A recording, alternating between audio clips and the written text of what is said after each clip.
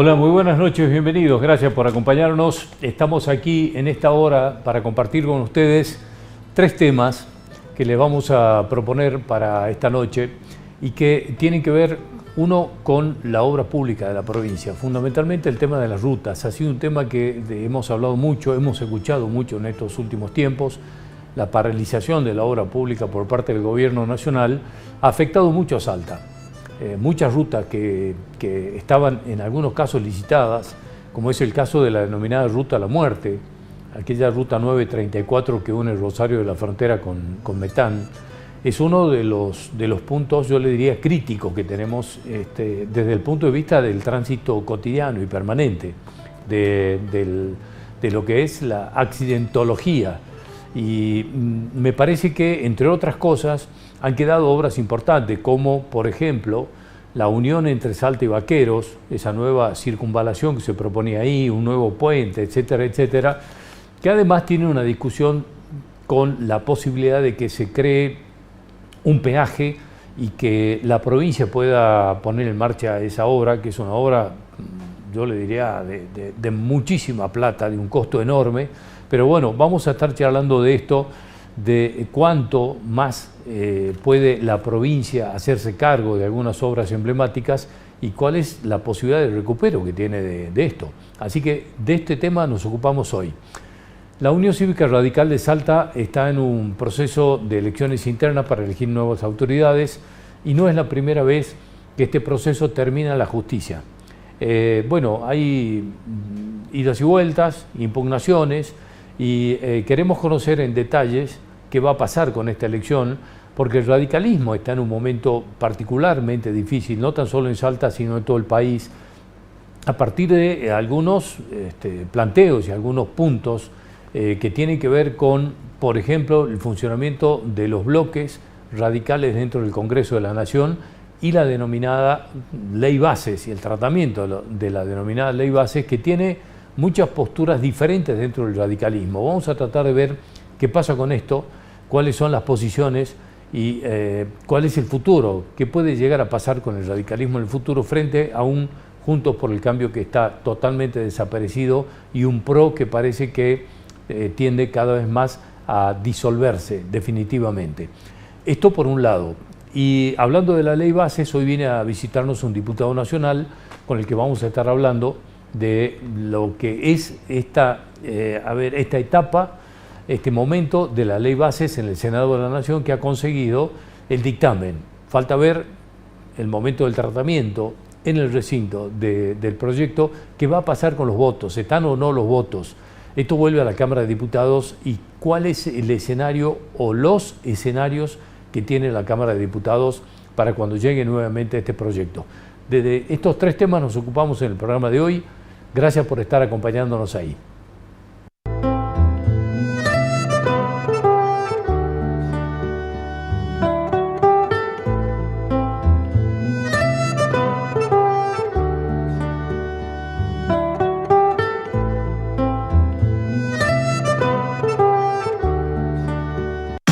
¿Tenés que sacar tu licencia de conducir o renovarla? Ahora podés hacerlo desde tu casa, con tu celular o computadora. Ingresá a municipalidadsalta.gov.ar y dirigite a Trámites y Servicios para luego seleccionar Licencias de Conducir. Ahí seguí el paso a paso para poder cargar tus documentos y listo.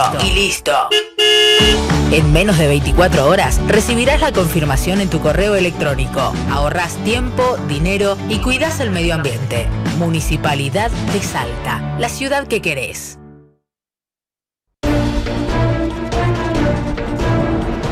Somos País, el noticiero más federal de todos, con periodistas de distintas ciudades, la noticia local clave que se proyecta a nivel nacional, los datos que nos sorprenden, las voces que importan, las imágenes que nos impactan, las historias que nos conmueven. Todos los días una propuesta diferente para la información. El noticiero más federal de todos. Somos País.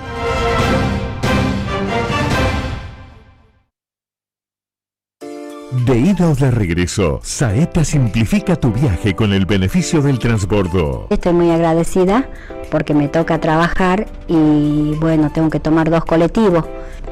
Un gran beneficio, creo que para todos nosotros, los trabajadores.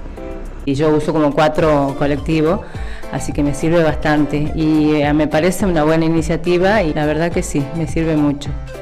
Saeta, cada día acompañando a nuestros usuarios. Se viene la Feria Potencia a partir del 7, 8 y 9 de junio de este año en el Centro de Convenciones. La feria más grande de emprendedores de todo el norte argentino. Van a poder compartir sus productos con todos los salteños, con los turistas, con todos los que visitan la linda, nuestra querida provincia. Vamos a seguir fomentando, capacitando y acompañando a los emprendedores de toda la provincia. Vamos, emprendedores, vamos con más fuerza que nunca, que Salta los acompaña y el gobierno también.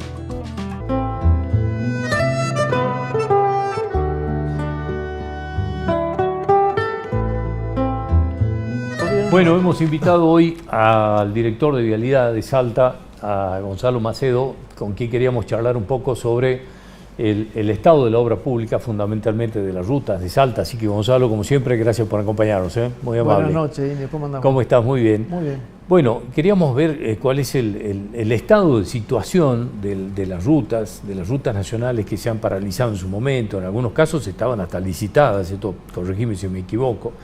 A ver cómo está eso y cómo está encarando la provincia este momento, fruto incluso de, creo que una deuda enorme que quedó desde que se paralizó la obra pública. Bueno, lamentablemente, mira, ya estamos a mediados de año y todavía no tenemos una respuesta o algún indicio de que se vaya a continuar con esas obras.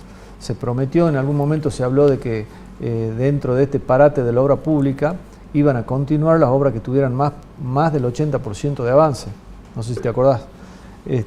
Nosotros en Salta, la única obra que el gobernador Gustavo Sanz logró sacar a través de un convenio con Vialidad Nacional que llega a 80% es el tramo de la Ruta 40 Molinos-Eclantá, que ya está para recibir la capa asfáltica y terminar, y después pintar la señalética, cosas menores, pero es la única.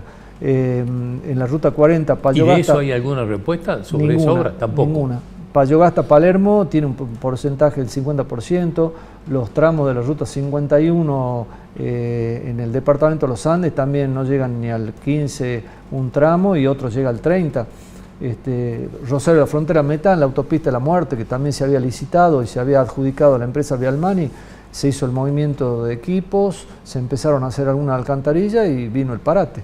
Porque esto en realidad paró antes de la asunción del nuevo gobierno, ya en la época del presidente Fernández, ya había habido un parate de los pagos de los certificados.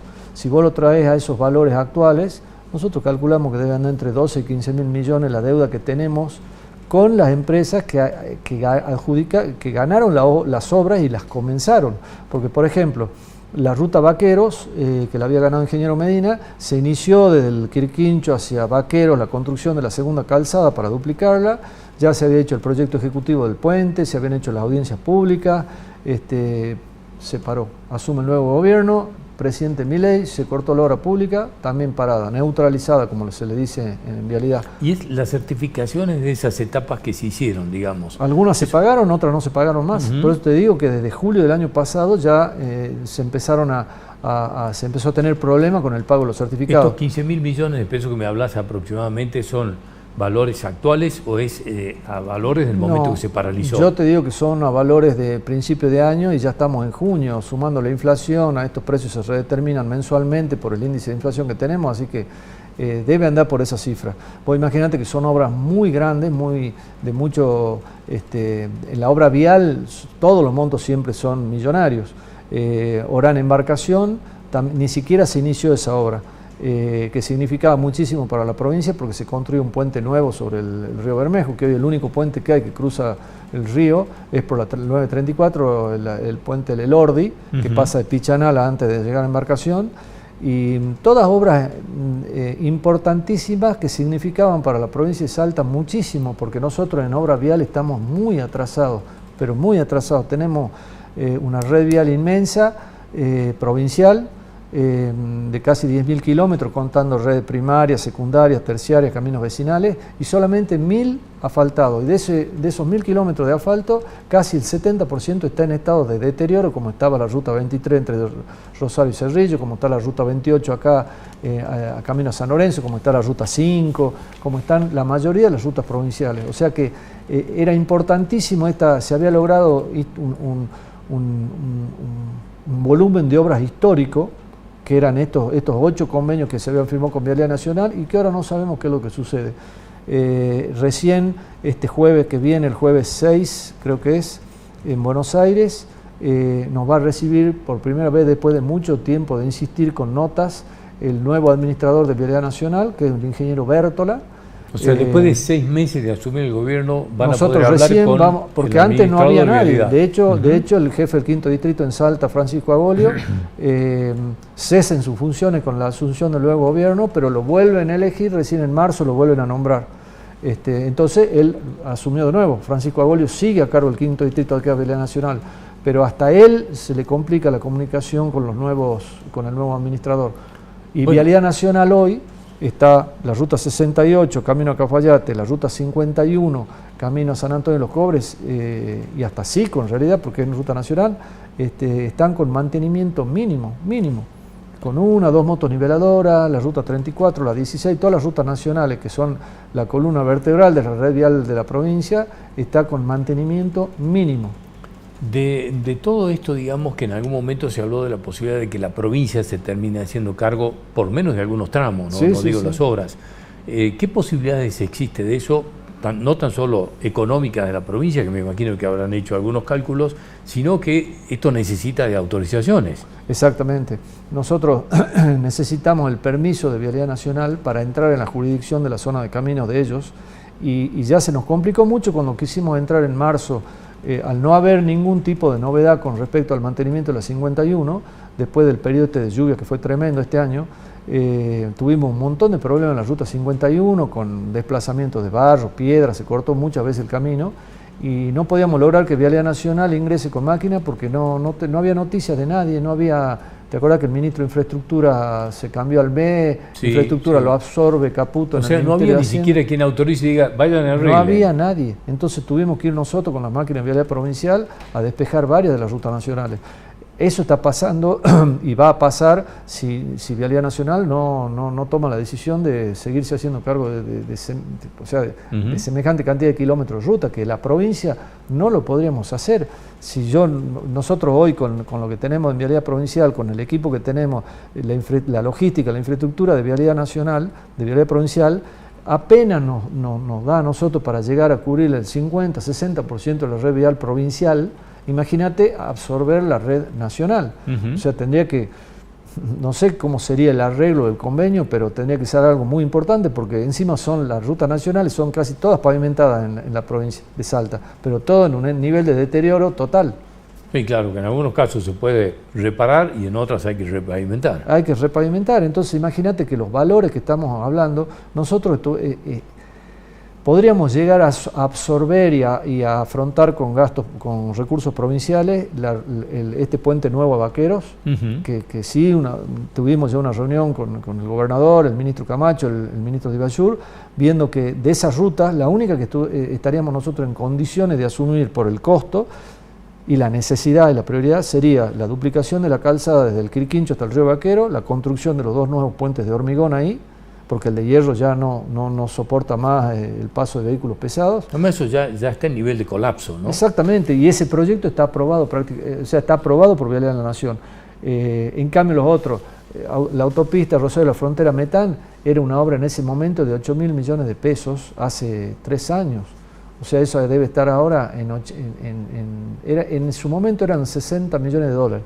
Ponerle que sigamos valándola en dólares, es una cifra... 60.000 millones de pesos. Claro, 60.000 millones de pesos es una cifra que hoy la provincia, con todos los recortes encima que viene sufriendo de Nación, con la falta del envío de aportes, del incentivo docente, el tema del transporte, lo del subsidio del transporte, todo lo que se dejó de enviar de Nación, imagínate vos asumir ahora un costo a través del financiamiento que vos me digas, internacional o como sea, es imposible que la provincia lo absorba. Esto que me decías, Gonzalo, de la posibilidad de que la provincia se haga cargo de la obra del puente de Vaqueros. Sí.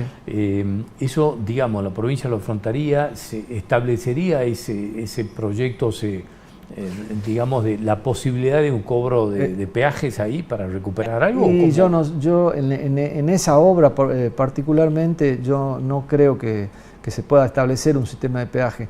Pero por ejemplo en la ruta Rosario-La Frontera-Metam, que tiene un tránsito diario de casi 35.000 vehículos, ahí sí podrías hacer vos pensar en la posibilidad de hacer un peaje a través del ingreso de una empresa privada, de aporte privado. Pero hoy por hoy, con el nivel de inflación que seguimos teniendo, con la macroeconomía tan irregular que tenemos, yo no sé si va a haber una empresa que hoy diga, bueno, yo voy a invertir esta plata y voy a tener un retorno a tantos años y el valor del flete, el valor del peaje va a ser tanto, no lo sé. Nosotros por lo pronto estamos ahora, la provincia, vamos a iniciar la pavimentación de la ruta 27 provincial en el departamento de los Andes, que es la que vos cuando vas a Tolar Grande tenés que ir por Quijano, por la 51 nacional, llegar a San Antonio de los Cobres, de ahí hace 60 kilómetros e ingresás hacia mano izquierda por la ruta provincial 27. Si seguís derecho, seguís a Sico, llegás a Chile, por la 51. ¿Y son cuántos kilómetros eso? Bueno, la ruta 27. La ruta 27 tiene hasta Caipe, tiene casi 280 kilómetros, hasta el fondo, hasta el límite con Catamarca, esa llega a Tolar Grande, llega a todos los emprendimientos mineros que se van a desarrollar muy pronto, y ojalá se dé también lo de Taca Taca con el cobre. Pero esa ruta provincial nosotros la vamos a pavimentar con fondos provinciales. Y ahí estamos analizando la posibilidad de establecer un peaje para que los transportes mineros, los camiones de gran porte, claro, paguen ahí un peaje. Por supuesto, la gente que vive en el lugar, los que viven en Tolar Grande, en Salar de Pocitos, los originarios, los que son dueños de esa tierra en realidad, lo que necesitarían el mayor... O sea, la mayor cantidad de beneficios lo tendrían que tener ellos, ¿me entendés? Porque ellos son los que han sufrido el abandono de las rutas provinciales durante años. Ahora viene la minería, les despedaza más los caminos, todos estos camiones de alto tonelaje, son los que generan todos los problemas de calamina. Entonces, los mineros tendrían que ser los que primero hagan ese aporte a través de un peaje que haría que se puedan hacer obras importantes en los primeros 40 kilómetros de este año. Que terminan siendo beneficiados ellos mismos. Exactamente, ¿no? Porque los fletes le bajarían. Hoy el flete, llevar insumos, lo que sea, o cuando tengan que bajar la producción, un camión se despedaza, las gomas, los amortiguadores, el chasis, todo, y entonces el flete vale el doble que en otro lugar que tiene asfalto, como en Jujuy. La Cuesta del Limpar está asfaltada. Entonces ese costo que vos te ahorrarías en el costo del flete, lo podrías pagar en el peaje. Gonzalo, te traigo a Salta y contame, ¿hay algunas dificultades en la circunvalación noroeste? Digamos, ¿hay algunas cosas que reacondicionar? ¿Cuáles son los inconvenientes que se han presentado?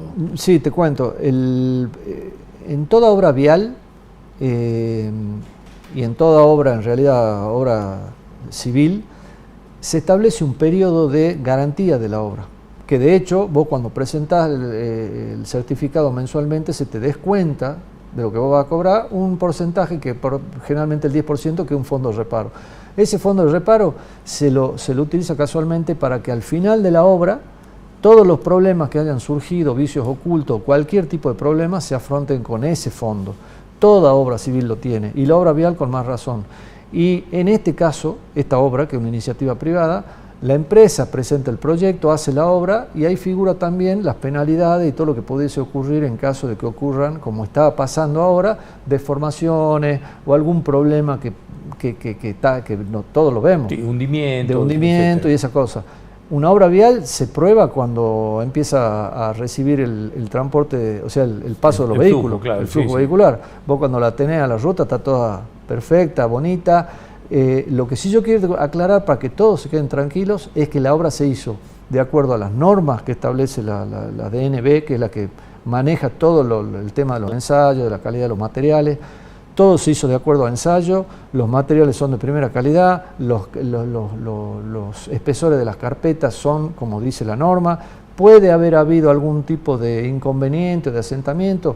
Obviamente que lo hay, en toda obra vial lo hay, así que eso se va a reparar y la empresa tiene, cuando entregue toda la obra, esta que estamos hablando, que es el paso bajo nivel, la construcción de la circunvalación noroeste dentro del campo del Ejército, y ahora que comenzamos, viste, la repavimentación de la 28, a San Lorenzo, sí, desde San Lorenzo hasta Salta, una vez que termine la obra completa, calculamos en noviembre, a partir de ahí se hace la recepción provisoria y recién ahí pasan 12 meses, o sea que a finales del 2025 se le entregaría la recepción definitiva. Todo lo que ocurre en ese periodo, así pasó con la circunvalación oeste, cuando se construyó, dentro de la garantía, en la digamos, circunvalación sur, en la obra de la ruta 23 entre Rosario y Lerma, la empresa que la hizo, que es Vialman, y todavía no recibió la recepción provisoria, ya tuvo que cambiar 2 veces luminarias, tuvo que hacer un trabajo de cuneteo y arreglar una alcantarilla. Lo mismo va a hacer esta empresa. Toda deformación que haya, todo hundimiento o asentamiento que se produzca, lo van a tener que arreglar, reparar, volver a pintar y dejarlo como dice el pliego y dice la norma. Así que vos imaginate que en esta obra, en la circunvalación oeste, cuando se hizo todo aporte de material, con material terraplén, porque se levantó el nivel de la calzada. Sí. En este caso, casi en 1 kilómetro en el Ejército, se cortó una lomada, un cerro, casi 1 kilómetro, 30 metros de profundidad y 80 metros de ancho. Se sacó todo ese volumen de suelo. Obviamente que ahí se modificaron los sistemas, los acuíferos naturales de la loma, el agua, mientras cavaban las máquinas salía agua de los costados, todos esos acuíferos se modificaron, sus cauces, y pasan por algún lado abajo de ese suelo que es arcilla expansiva. Obviamente por algún lado está yendo el agua y se producen asentamientos, pero se lo van a ir arreglando, se va a cavar, se va a volver a hacer la base si es necesaria y se va a hacer la carpeta. Así que me han preguntado mucho por este tipo de problemas que tiene la circunvalación, pero son todas cosas que los vamos a ir hoy. Vos imagínate que cuando habilitamos la circunvalación, a la semana pusimos los medidores, unos sistemas especiales para medir el flujo vehicular, y determinamos que en un mes pasaron, o sea, por día, hicimos la prueba en un mes.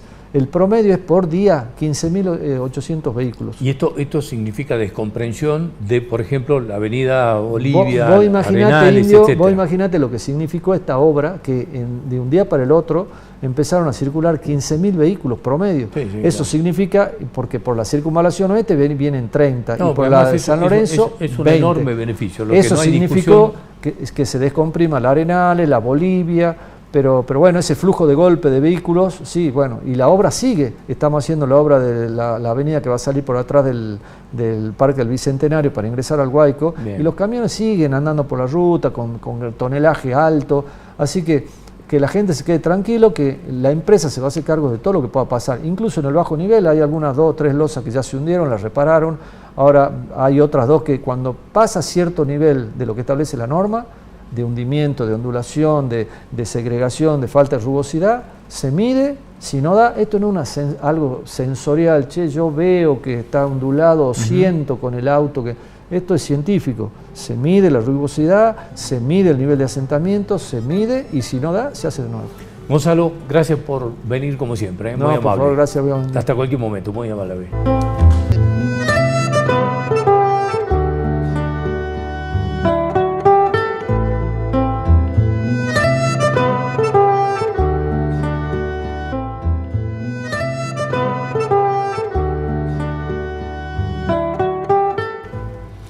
Bueno, estamos por supuesto nosotros para compartir con ustedes. Les decía que hoy vamos a charlar con Miguel Lani, es el presidente de la Unión Cívica Radical de Salta.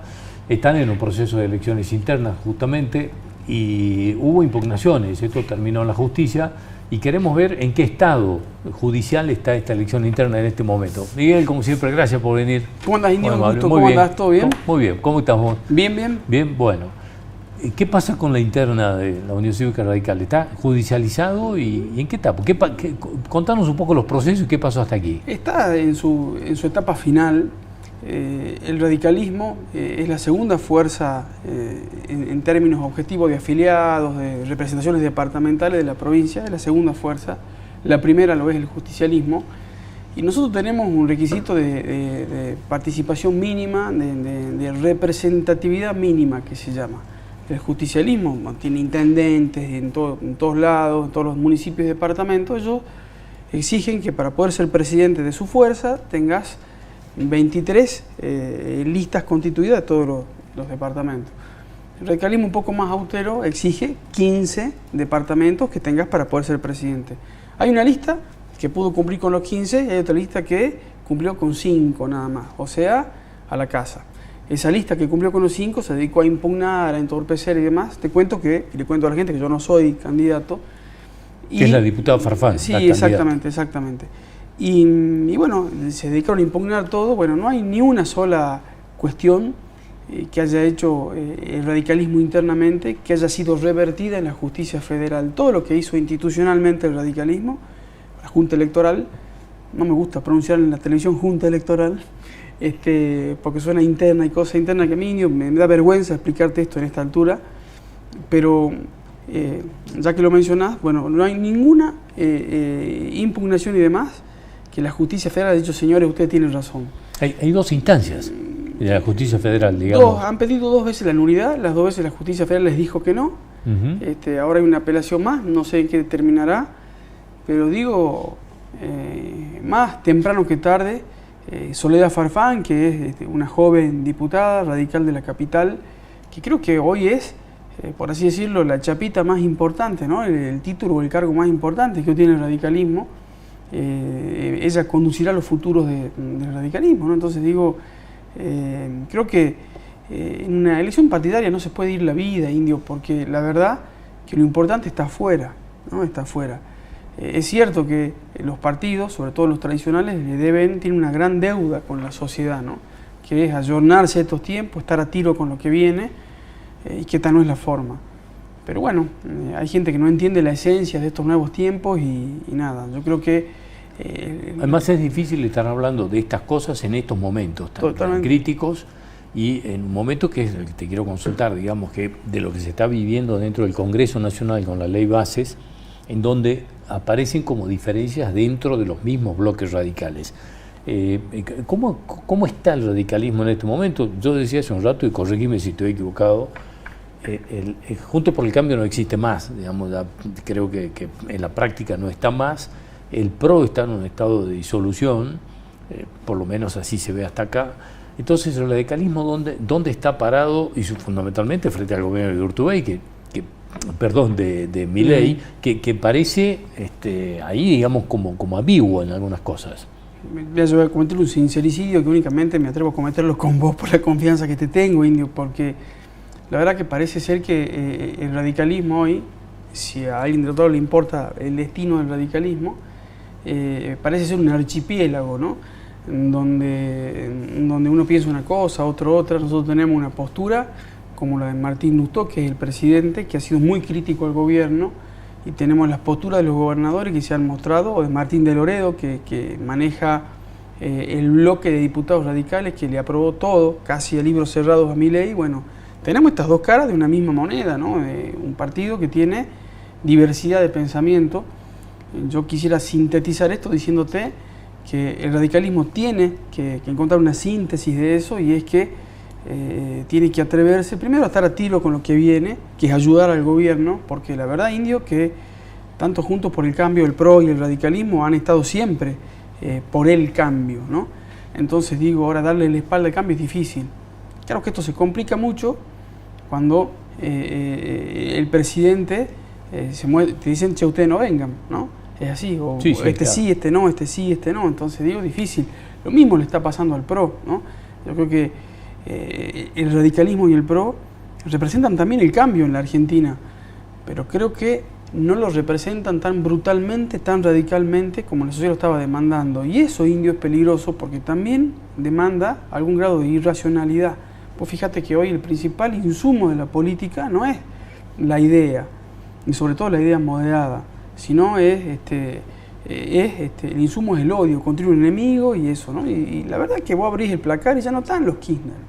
Entonces, en algún momento, ese odio que el gobierno confronta totalmente, pivotea con el kirchnerismo, digo, la sociedad ya no los tiene en cuenta, entonces va a haber que encontrar un término moderado, ¿no? Yo digo, la primera cita de estos tiempos indios es acompañar el cambio, pero la segunda cita será nosotros, que siempre estuvimos con el cambio, y bueno, será de vuelta construir una coalición republicana y de centro, ¿no? Porque también... Porque, claro, el desafío es cómo hacemos de acompañar un cambio, pero con una diferenciación republicana, digamos, con algunos valores que parecen como menguados en el gobierno de Milei, ¿no? Mira, esto de polarizar, estar en un extremo o en el otro, no te dejan pensar racionalmente en muchas cosas. Por ejemplo, la educación. El todo o nada. Y termino siendo nada, indio, porque la verdad es que Milei dice, yo te retaseo todos los fondos a la universidad. Envía una marcha enorme, el otro polo del país, porque creo que el gobierno estaba equivocado, era, le llenaron las plazas, las calles, y desde 1900, a principios de siglo hasta hoy, no discutimos una reforma seria, ¿no? La reforma que logró el radicalismo en aquellos tiempos, yo creo que ya después de 100 años, más de 100 años, necesita un servi. Por ahí indio, un argentino, nativo, nacionalizado, sí tenga derecho a estudiar gratis, ¿no? Pero quizá doña Juanita en el barrio Solidaridad diga, che, yo como impuesto quiero bancar a todos los argentinos, pero no quiero que venga un peruano de clase alta a estudiar medicina en la UBA, que lo pague. Bueno, esa es la discusión que hay que dar y que no se saldó lamentablemente por estar un extremo en el otro. Claro, porque digamos, esta confrontación, que además, bueno, parece que nos termina beneficiando, ¿no?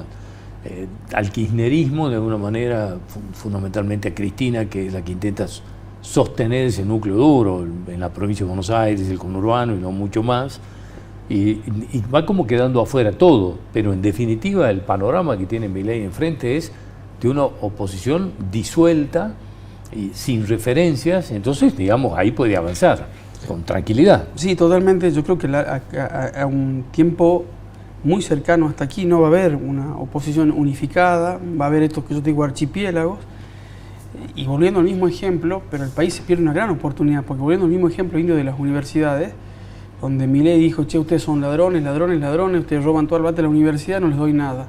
Terminó soltando toda la plata de vuelta. Entonces hay universidades buenas, como la UBA, que son premiadas y demás, donde justamente necesitaban fondos, pero ahora hay universidades que son inventos y que Milei ahora les devolvió la plata de vuelta, ¿no? La Universidad de la Madre de Plaza de Mayo, ¿no? Digo, bueno, entonces, o sea que al final indio, este fanatismo de un lado y del otro, hacen que las cosas al final del día no terminen ocurriendo, que los cambios no se terminen concretando, no terminan pasando. Yo creo que ahí muchos dirigentes radicales, muchos legisladores radicales, muchos dirigentes del PRO y demás, podrían haber oxigenado de muy buena forma al gobierno, ¿no? Y creo que Milei los rechazó en vano, ¿no? ¿Y cómo entendés que puede el radicalismo salir de este juego un tanto perverso, digamos, que es una encrucijada de la que no sabés cómo salir? ¿Se sale con las elecciones internas? No sé, ¿de qué forma, digamos? Yo creo que estos tiempos indios demandan esta pluralidad de voces. Y el radicalismo creo que sale de esta solo, por inercia, pagando un grave costo, porque, por ejemplo, al presidente del Partido Radical, Martín Lustó, se lo ha demonizado por un montón de cosas, pero mirá vos lo que pedía Martín Lustó en ese punto y coma que quería meter en la ley base. Por ejemplo, que los políticos, los parientes políticos, los sindicalistas y los que manejen planes sociales no puedan blanquear con el blanqueo que se viene. Hace poco la televisión nacional nos mostraba un escándalo de una dirigente barrial que tenía $50.000 escondidos, ¿no? Esa señora con esta ley que quiere aprobar Milei puede blanquear esa plata, puede blanquear plata robada. Entonces digo, entonces tenemos que meter un punto y una coma, bajar un cambio para que las cosas terminen ocurriendo, porque a 6 meses vista de este gobierno, yo soy de los que se anota, te lo dije más de una vez en tu programa, quiero, trabajo y milito para que le vaya bien, pero da la sensación de que nos quedamos simplemente con la fotografía, de que hacemos antikirchnerismo, con eso conformamos a la gente, y acá hay una cosa vital, ¿no? Hay que recuperar el desastre que hizo el kirchnerismo, y este plan económico, que creo que era obligatorio, le dio un hachazo a los jubilados, le dio un hachazo a los sectores medios más humildes, más bajos. Entonces digo, siempre la clase media y los jubilados, gobierno de Macri, de Cristina, la terminan pagando, ¿no? Bueno, el tema es que estamos, digamos, como en medio del río, ¿no? Porque, digamos, hay un porcentaje grande de la sociedad que dice, bueno, parece que este es el camino, vamos a aguantar un poco más. Y viene la gran pregunta, ya recurrente, casi trillada, ¿cuánto más se aguanta? ¿Cuánto más aguanta la gente? ¿De qué crees que depende? Mira, yo creo que este es el rumbo, ¿no? Después uno empieza a dudar si este es el ritmo, que hay que darle el rumbo, ¿no? Che, te marcaron para allá y es de subida. Bueno, vamos a 3 kilómetros por hora o 10 kilómetros por hora. Hay que buscar que el gordito del final no se quede en el camino. Entonces, bueno, el ritmo creo que lo tiene que marcar el del final, y lo otro, fundamentalmente, es que también el gobierno tiene que tener indefectiblemente una mirada federal, no puede ser ajuste y superávit, simplemente su incentivo de un plan de gobierno, porque no te habla de una economía expansiva que la necesitamos, ¿no? Sobre todo acá en esta provincia. Sí, además, digamos, el tema de estas cosas tan extrañas como el subsidio al transporte, que lo cortan en todo el país, le cortan al interior, que es donde más se necesita, pero siguen alimentando con subsidios al AMBA. Una cosa extraña. Bueno, uno trata de disimular esas cosas en el afán de que, no sé si te da la sensación, Indio, que en Argentina últimamente todo se cae, menos la imagen de Milei, ¿no? Lo demás todo se cae. Sí, sí. Y está lleno de contradicciones también, porque, digo, eso es fundamental, ¿no? Digo, si hay un buraco enorme que le hace a su objetivo tan mentado de déficit fiscal cero y de superávit fiscal, justamente son los subsidios al AMBA, ¿no? Digo, recién yo volví hace unos días de Buenos Aires, recién antes de ayer por ahí, los porteños sintieron lo que es experimentar una verdadera suba en el subte, que sigue siendo barato, ¿no? 500, 600 mangos el boleto, ¿no? Subistas con aire acondicionado, con calefacción, bueno, no existe eso de primer mundo. Ojalá los salteños tuviésemos eso. Bueno, creo que ahí el gobierno también se equivoca porque no tiene conocimiento acabado del territorio y demás, ¿no? Está más decirte, Indio, de lo que está pasando hoy con medidas cautelares a los funcionarios para que distribuyan las comidas que tienen abarrotadas cuando hay hambre. Entonces digo, ¿no? O cuando no hay funcionarios que no han asumido, que no hay firma de dictámenes, decretos para que la burocracia estatal funcione, ¿no? Sí, es muy complicado todo, ¿eh? Miguel, gracias por venir como siempre, muy amable. Muchas gracias, Indio, muy amable. Hasta cualquier momento.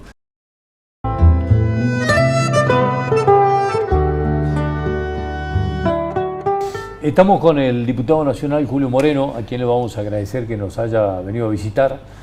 Queremos hablar sobre todo de la ley bases, las expectativas que hay en la Cámara de Diputados y cómo está viendo él esto que está pasando en la Cámara de Senadores. Así que, Julio, como siempre, muchas gracias por venir, ¿eh? No, gracias por invitarme, muy bien. Bueno, ¿cómo has visto esto que está pasando en el Senado, este dictamen que se aprobó finalmente? El desgaste que vamos teniendo estos últimos 6 meses realmente ha sido tremendo, no se dio ninguna ley.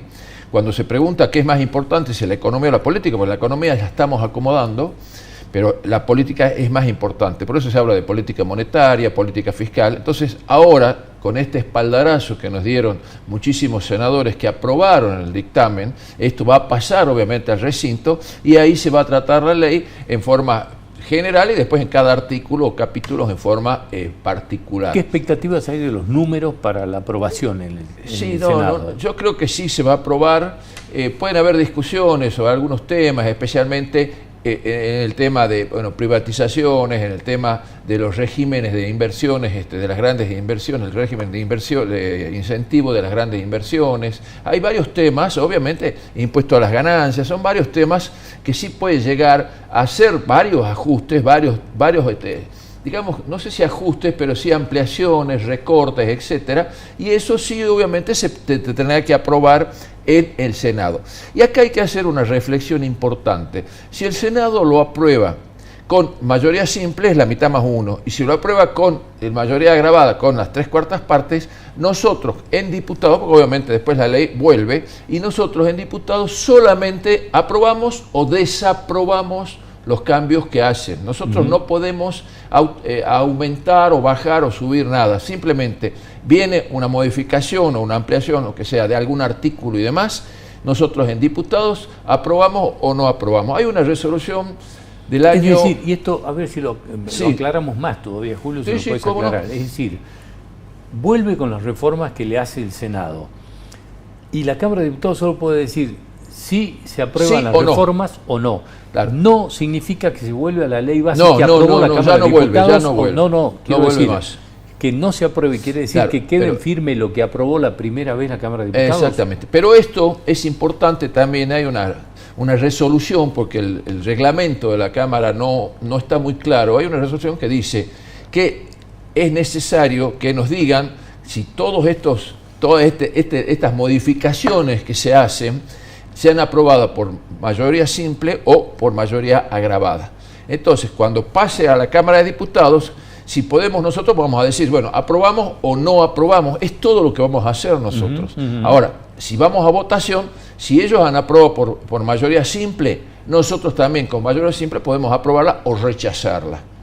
No sé si fui claro en ese aspecto, pero lo único que hacemos nosotros es aprobar o rechazar. Y después sí, por supuesto, pasa al Ejecutivo. Bueno, por eso, pero me parecía muy importante este dato de que aún con las modificaciones del Senado, si la Cámara de Diputados dice rechazamos las modificaciones que hizo el Senado, queda en firme lo que aprobó primero la Cámara de Exactamente, Diputados. con las mismas mayorías que aprobó Senado. Sí, está bien. De la forma en que sea que lo apruebe el Senado, tiene que aprobar los diputados. De la misma forma que apruebe el Senado, nosotros podemos aprobar o rechazar. Ahora, hay una cuestión de que, digamos, se habla de que la ley ómnibus pasó a ser una ley tráfico y que hoy es una cosa muy licuada, que son algunas cosas que quedaron. ¿Qué es esto? ¿Qué hay de esto? Esta ley es la columna vertebral de la política de Javier Milei. Nosotros vamos perdiendo 6 meses, lamentablemente, con legisladores que no han entendido que quiere la gente el cambio. Lamentablemente han puesto palos permanentemente, no han dejado que las leyes se vayan aprobando. Debe ser uno de los pocos presidentes que durante 6 meses no le aprobaron ninguna ley. Ahora, obviamente, este logro con legisladores amigables que están por el cambio, vamos a tener una ley ya de decir, señores, bueno, esta es la ley de base, es la ley. Vamos a empezar todo un proceso de reactivación, de crecimiento, de legislación, vamos a empezar a mejorar la legislación. Hay leyes, la 20744, la ley de contrato de trabajo, es una ley que tiene 50 años. Hoy las modificaciones que se han hecho son modificaciones que están ayornando con, obviamente, la realidad que estamos teniendo. Así que el tema concretamente es, ya tenemos una base política, en este caso la base política que es la ley, y después en base a eso sí empezaremos a discutir algunos tipos de proyectos como los que estamos discutiendo, como la movilidad jubilatoria, como los presupuestos a las universidades. Eso ya lo estamos discutiendo en forma de leyes particulares, pero ya teniendo una base. Cuando vos me decís que la columna vertebral de la política de Milei está en este proyecto, ¿sigue estando eso? No, va a seguir. ¿Qué temas, por ejemplo? Mira, ¿cuáles? Bueno, obviamente. ¿Que considerás clave?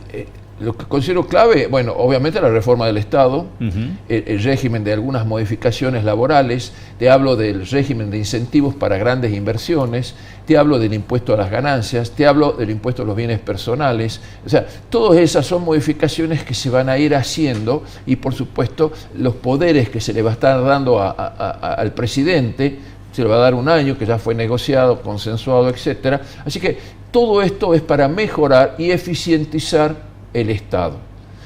Y hay una cosa que hay que tener claro, porque a veces me refiero a la situación que nos ha dejado, porque siempre se le echa la culpa al gobierno anterior, la herencia, etcétera. Pero realmente la fotografía que nos ha dejado el gobierno anterior es tremendo. Hoy, para hablar de desarrollo, de crecimiento, tenemos que empezar a hablar de inversiones, de trabajo, de darle la posibilidad a toda la gente que empiece a trabajar, y para eso necesitamos leyes amigables. ¿Por qué leyes amigables? Porque decir, bueno, señores, tenemos un 50% de pobreza, un trabajo, economía informal. ¿Por qué la economía informal ocupó y está de un lugar tan grande cuando en definitiva esa economía tiene que ayornarse a la economía general? Entonces, todo ese tipo de cosas hay que empezar a mejorarla. Y lo estamos viendo ahora, como lo estamos analizando, el caso del tema de los jubilados. No puede ser que existan 6 millones de jubilados, de los cuales casi 4 millones de jubilados fueron hechos con moratorias. No han cumplido los 30 años de aporte. Bueno, se va a hacer un sistema aparte ¿no es cierto?, un programa aparte para toda la gente que puedan llegar a tener la edad o que tengan la edad, para darle algún tipo de asistencia. Pero bueno, eso es consecuencia de la misma economía informal que hemos tenido. No tenemos la cantidad de dinero en circulación que teníamos, que ni siquiera estaba por encima de la base de las reservas. Teníamos un dólar que no era competitivo, teníamos la cantidad de empleos públicos, porque la cantidad de empleos públicos es la forma de ocultar una desocupación disfrazada.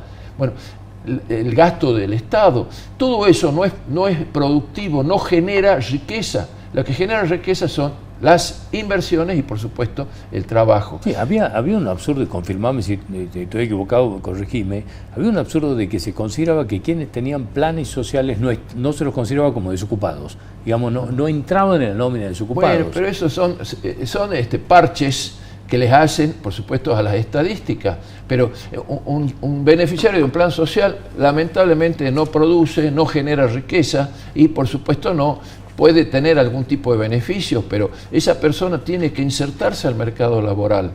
Y bueno, eso también tiene que ser un corto plazo, pero para eso hay que crear las condiciones para que esa persona deje de ser beneficiario de un plan social y pase a ser trabajador en una economía formal. Julio, ese es el desafío de este gobierno. Te pregunto, ¿cómo estás viendo el comportamiento de las oposiciones, te digo, ¿no? Porque hay una oposición del kirchnerismo que tiene una forma, un radicalismo que es ambiguo, digamos, tiene diferentes posiciones, el PRO, y bueno, digamos que se va como diluyendo. Hay oposiciones constructivas, obviamente diputados y senadores, son amigables, que están por el cambio.